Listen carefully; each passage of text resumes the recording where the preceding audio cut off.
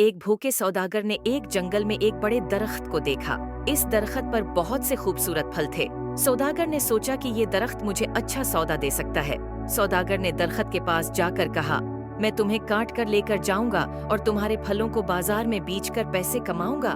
दरख्त ने दिल को कहा कि ये गरीबाने का सौदा है, लेकिन सौदागर को समझाने की कोशिश की, लेकिन सौदागर का दिल बस पैसा कमाने का था। इसने दरख्त को काट दिया।